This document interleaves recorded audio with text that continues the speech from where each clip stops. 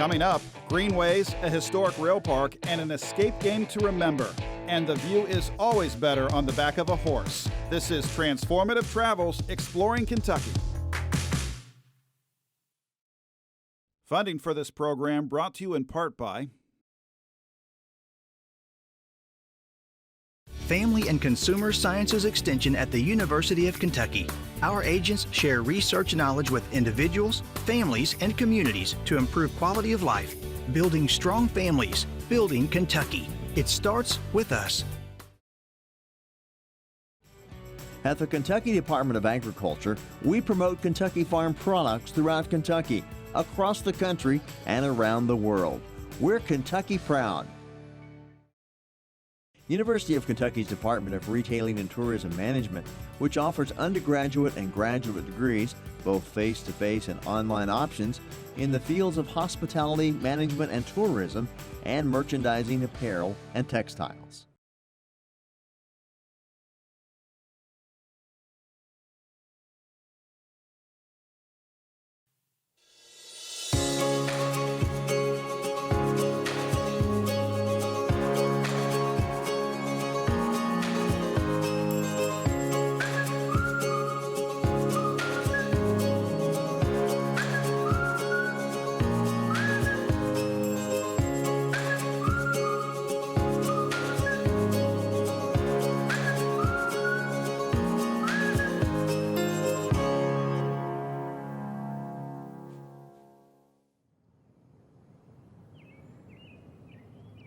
We had a great stay for 2 nights at Barren River Lake State Resort Park. It's an amazing place to escape for a little peace and quiet. But the start of day 3 means it's time to pack up and move on.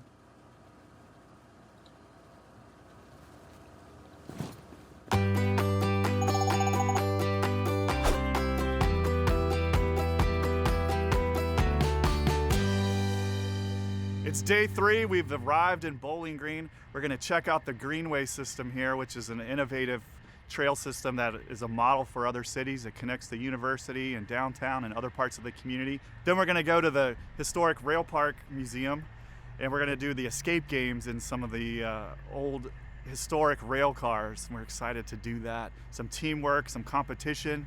We're going to have lunch in downtown Bowling Green. Then we're going to get on the bus and head for Land Between the Lakes. We're going to do some horseback riding in Land Between the Lakes as we're on our way to our evening stop at Kentucky Dam Village State Resort Park.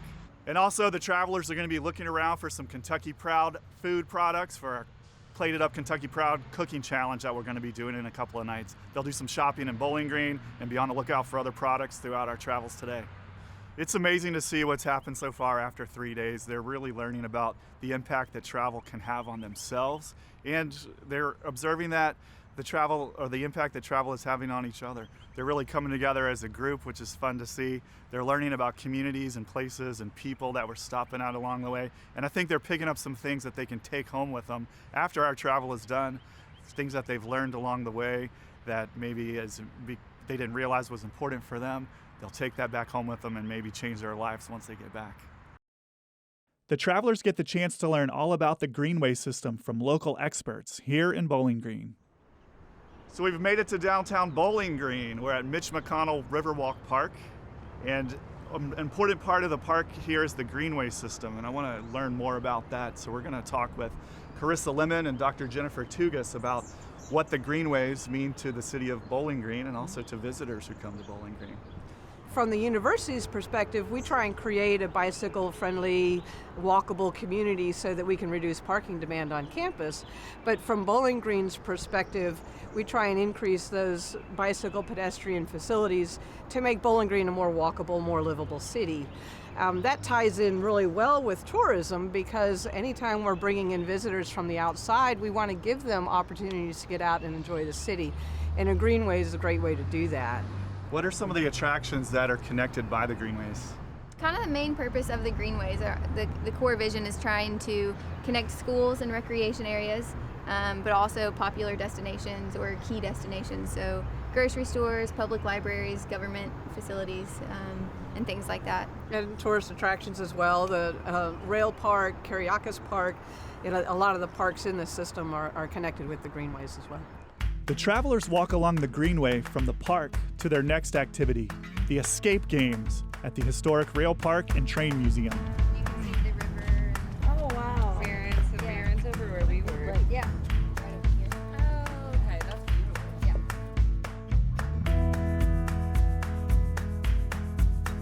We're going, well, let's cross the street. But look both ways before you cross. Do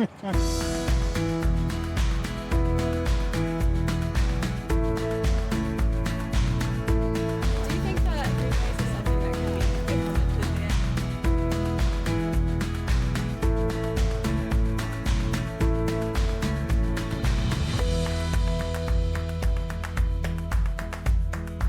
It would be really cool if Lexington had more things like this, and just everywhere in Kentucky, because getting people out there biking, it's like good for your mental health, helps you feel more connected to your community, and it's good for the environment too, so go Bowling Green.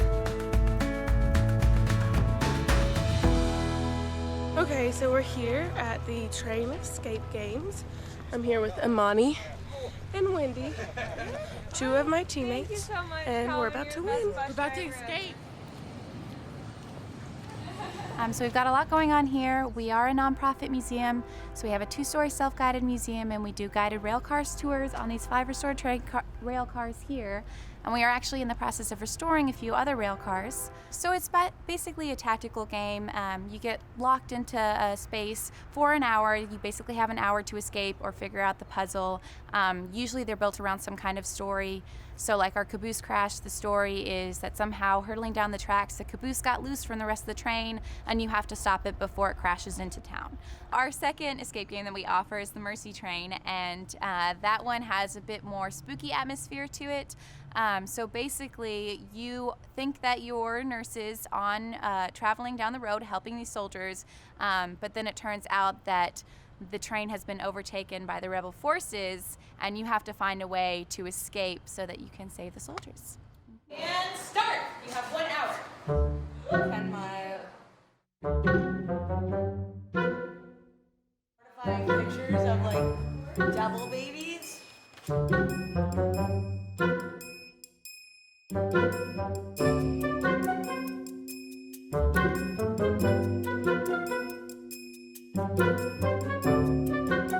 Okay, so where did we play?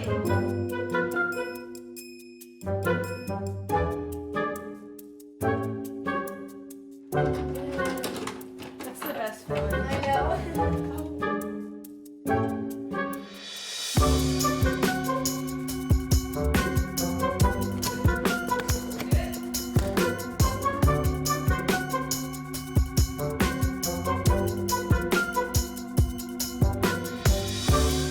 I don't want to go back here alone. Got it.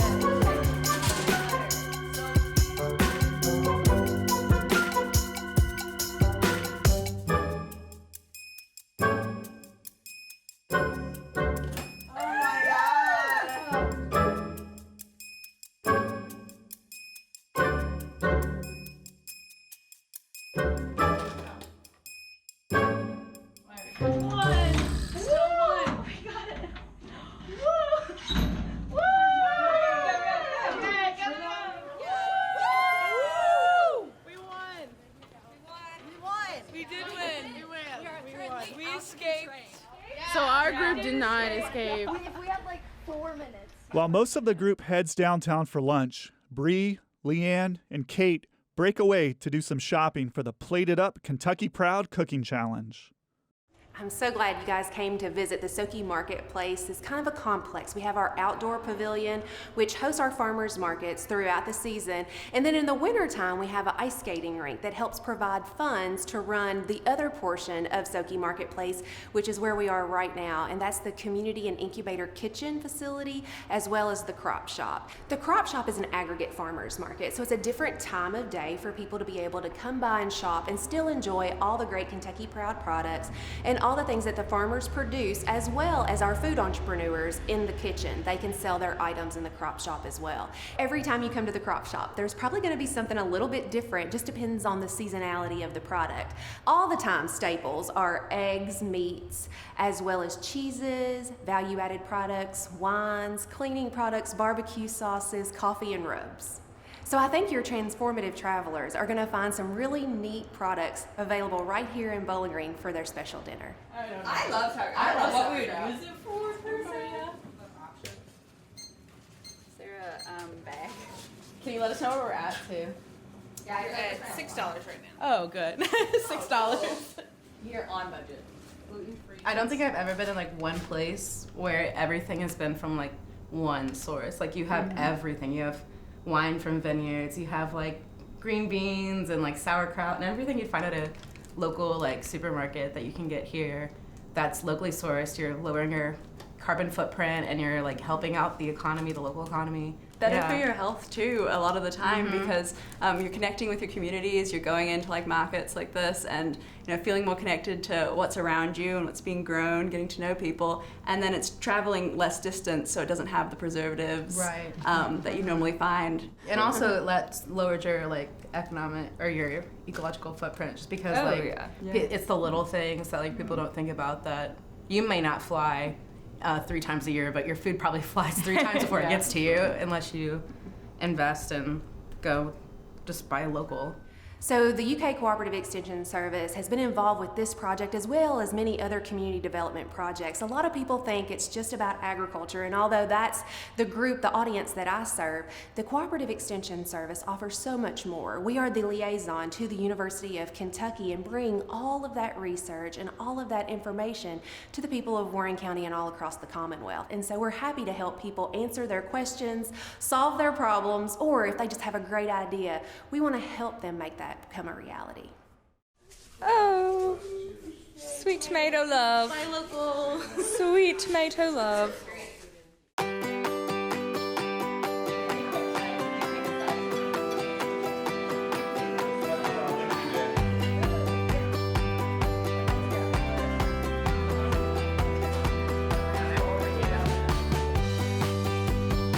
After lunch, the travelers head to Land Between the Lakes for some adventure.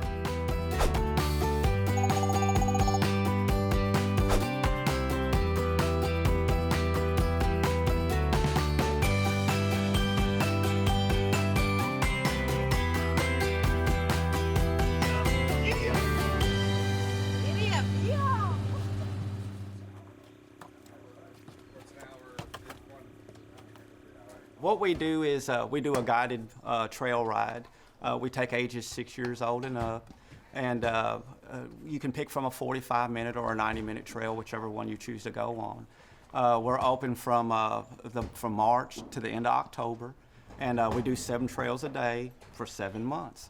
Whether you're a beginner or you're an expert rider, you'll still enjoy it because what better way to get out into the woods than on a horse.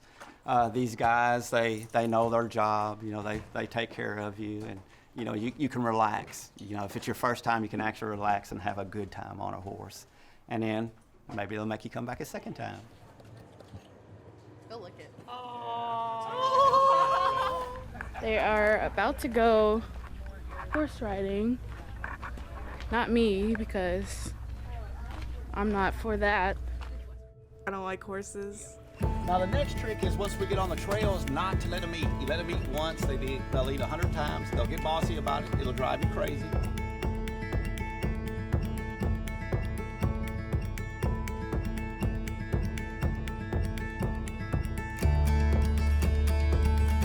Grab hold of that side. Swing that right leg over. Oh, what the heck? You can do it, guys.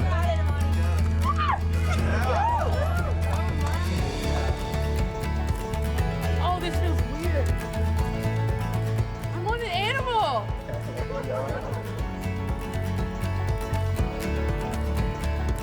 What the heck, you only live once.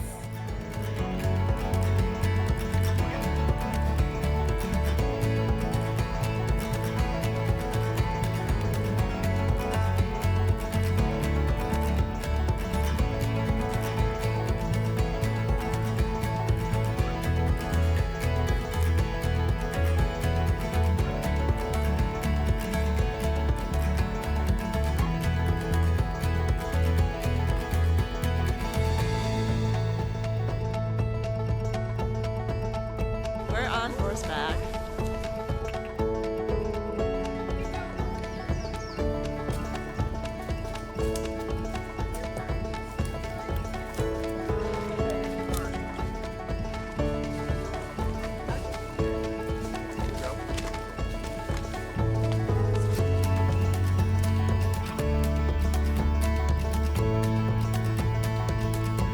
Bree, say hello.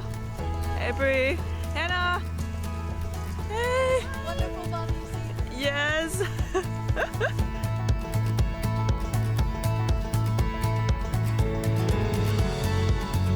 Back at the ranch, Rachel stayed behind because she wasn't into riding horses. But Kendall, the teaching assistant, tries to help her get comfortable around horses in the barn. You don't want to stand directly in front because they can't see directly in front of them, so it's best to the side. They usually like if you can get under their mane because they can't get there. The hair's in the way. Try the peppermint. Nope. Okay, I got it. Thank you. Good boy. Now You're all right. away. Oh, thanks. So he's listening to you. You see how his ears are pointing towards you? That means he's listening to hear what you're doing.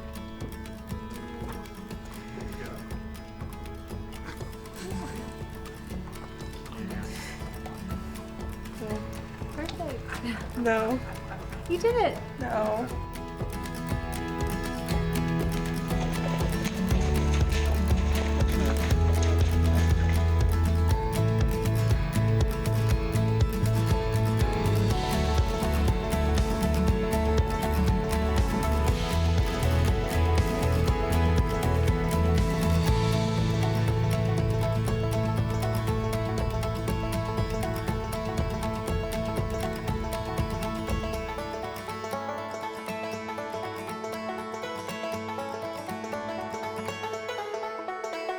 Yeah, that was so cool.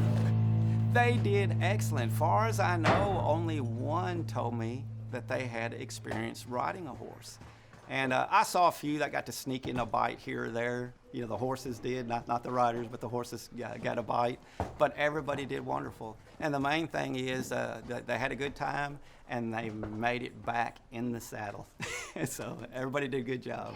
I feel really great. This whole trip is about doing things that you wouldn't normally do, trying new experiences, getting out of your comfort zone. And I'm so happy I did it. I want to go longer. So it was really cool.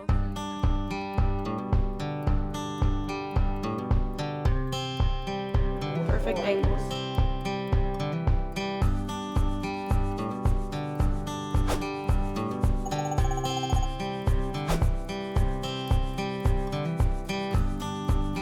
After arriving at Kentucky Dam Village State Resort Park and getting settled into our new home for the next 3 nights, it's time for the evening discussion.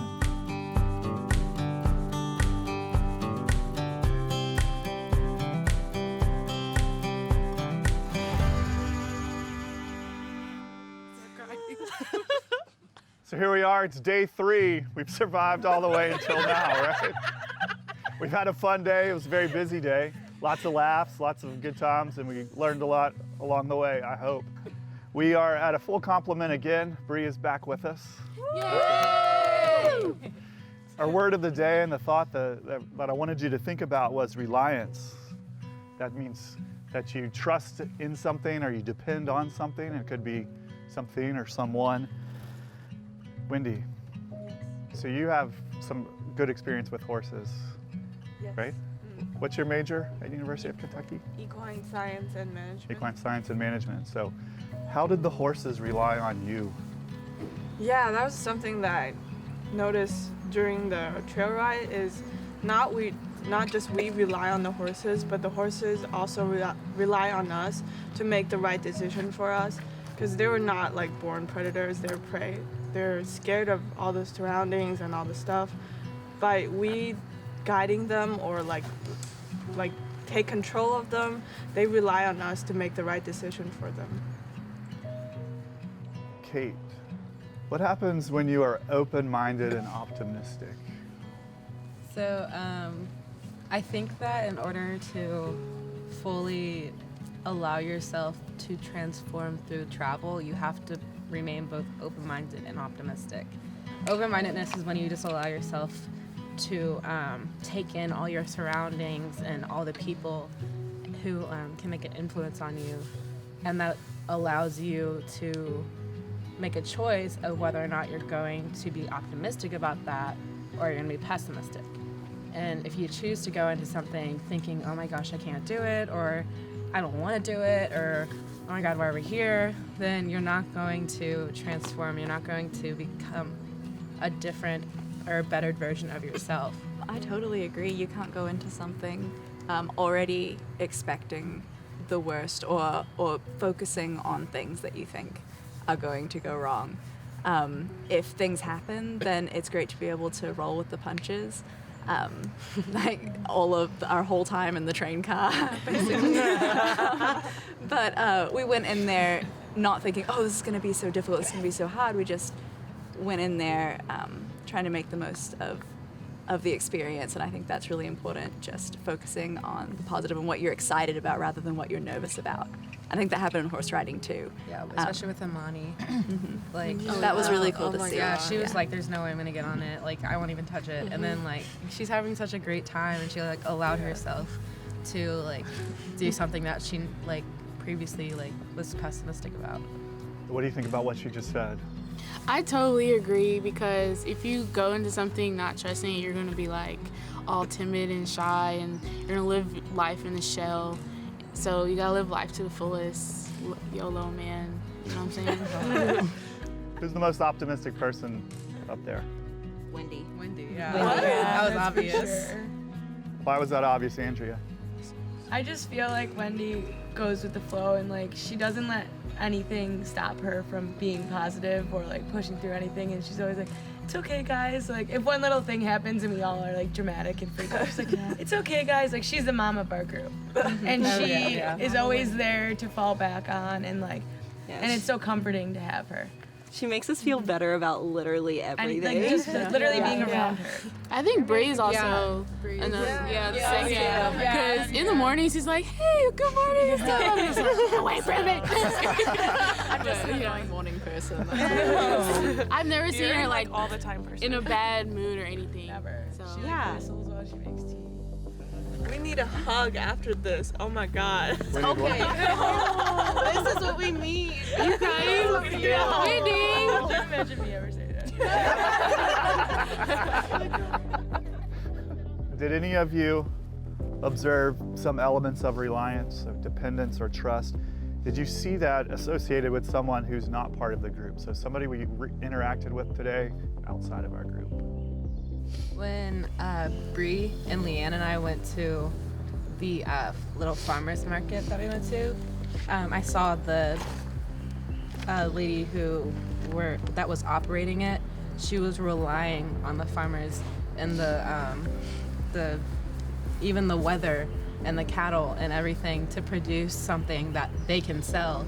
And not only can they sell that, but they can also help the local economy and just the ecological footprint of just themselves and helping everyone else make that step too. They were relying on the community to come and to buy the produce so that they can keep the shop running. And they were even relying on history. The place that we were in, it was actually the first Black church. And I think that that's really cool that both history relies on them and they rely on history. What groups rely on the crop shop? You talked about what the crop shop relies on. So who relies on the crop shop? I'd say the community in a way, because we do have other options. We have the option of going to a larger super chain or something that might be more convenient or sometimes cheaper depending on the season. But I think that there's also a aspect of social and mental well-being and physical as well to do with people buying from local producers, because it really connects you to your community. You begin to be more active in the community if you're going out and you recognize people at these places, and you're just fostering those relationships with people, which I think is an often overlooked part of buying local. So we visited Bowling Green today. It's a city of about 60,000 people. What did you think about that, visiting the city, visiting Bowling Green, and some of the things that you saw that the city has done? Honestly, I wasn't expecting to be as intrigued with like the greenway systems as I was, and like that whole pathway system, because it's something you never think about, like the money that goes into it, the people that go into it, like just like the power behind it and like the people that make that happen. So I think it was just really important to see like all those like cogs and wheels of like just kind of turning. We're on day 3. It's about halfway. We're halfway through the week. Have you felt some sort of, have you realized any sort of transformation or change in you? What do you think at the halfway point now?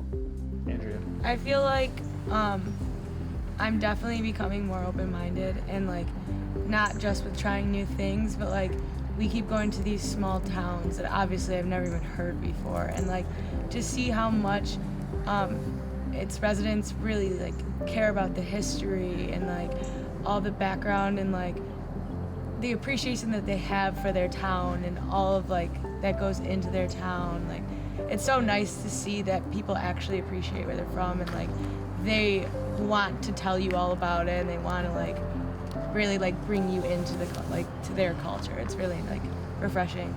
I was just thinking like overall, I think with each like activity that we do in each place that we visit, I think I appreciate something different a little bit more, like something that I otherwise wouldn't have thought to appreciate, and just like seeing all these different people and their passions and things that they love to do.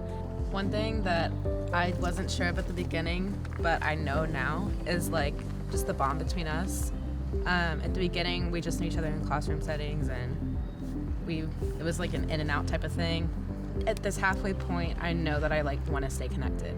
Like they have like transformed me in a way, and I think that you could only do that through travel. Like, I think it's something that's so unique. And I'm honestly, like, I don't like traveling. Like, I don't know why I signed up for this, but, like, I'm so glad I did. Like, Too late now. I know, I'm so excited. Like, because I get car sick, and, like, I just see all the negatives of it. But, like, the strangest situations brought us together. And, like, even though that's going to end soon, I, like, know that our connections won't. Next time, the travelers dive into Native American and Civil War history, discover a thriving business on Two Rivers, and see firsthand the role of farmers and local markets. Join the adventure on the next Transformative Travels Exploring Kentucky.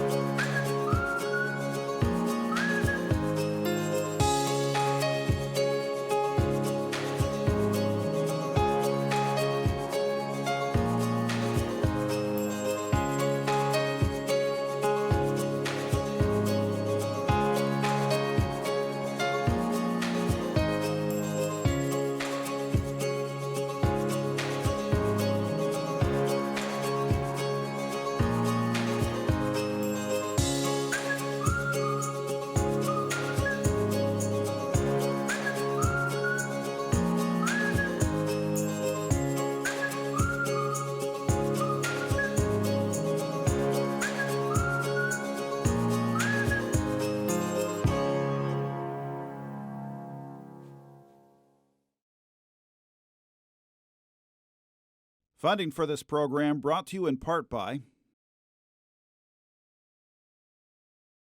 University of Kentucky's Department of Retailing and Tourism Management, which offers undergraduate and graduate degrees, both face-to-face and online options, in the fields of hospitality, management and tourism, and merchandising, apparel, and textiles. Camping, fishing, boating, lodging. We've got a park for that. Parks at ky.gov.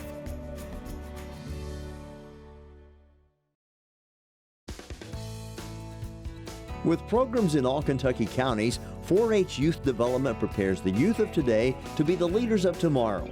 The University of Kentucky College of Agriculture, Food and Environment. It starts with us.